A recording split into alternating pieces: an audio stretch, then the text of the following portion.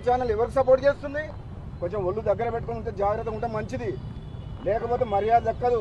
మా చూపించడం అనుకో ఏ ఛానల్ ఉండదు, ఏ పేపర్ ఉండదు.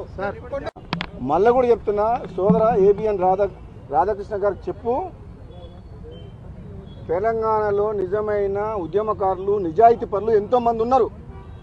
ఇతర పార్టీల నుంచి వచ్చిన ఎంతోమంది వ్యక్తులు ఉన్నతమైన స్థానంలో ఉండొచ్చు. అంత మాత్రాన నిజాయితీకి నిలుటద్దంలాగా ఉద్యమంలో పార్లమెంట్లో పోరాటం చేసి కొట్లాడిన వ్యక్తులం అసలైన కాంగ్రెస్ పార్టీ రక్తం మాది. మాలాంటి వ్యక్తులని కించపరిచే విధంగా మాలాంటి వ్యక్తులను మా క్యారెక్టర్ని దెబ్బతీసే విధంగా కథనాలు వస్తే మాత్రం బాగుండదు అని చెప్పి హెచ్చరిస్తున్నారు.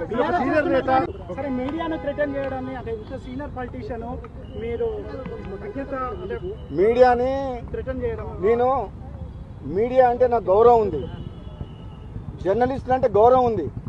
కానీ మీడియా ముసుగులో తెలంగాణలో మాలాంటి రాజకీయ నాయకుల్ని కించపరిచే విధంగా, మా వ్యక్తిత్వాన్ని దెబ్బతీసే విధంగా ఏదైనా ఆంధ్ర మీడియా ఛానళ్ళు వాళ్ళ మీడియా ముసుగులో మమ్మల్ని బలహీనపరిచే విధంగా ప్రయత్నం చేస్తే మాత్రం మంచిది కాదు అని ఎవరికి చెప్తున్నా అంటే, ఎవరైతే చేస్తారో అందరికి చెప్పట్లేదు.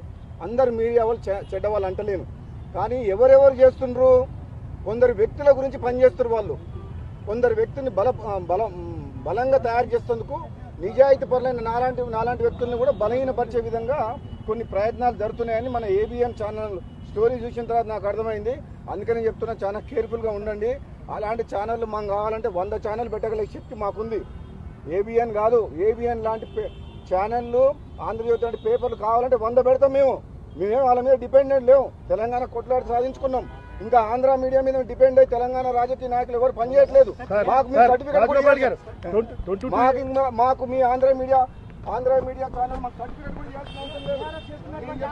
తెలంగాణ ఉద్యమం చేసి ఉద్యమం ఉన్న వాళ్ళ జోలికి ఎవరైనా వస్తే బాగుండదని చెప్తున్నా.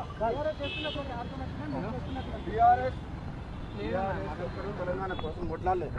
కాంగ్రెస్ పార్టీ ఎంపీగా నేను కూడా కొట్లాడినా. ఆ రోజు తెలంగాణ ఉద్యమం చేసింది ఎవరు? పార్లమెంట్లో కొట్లాడింది ఎవరు?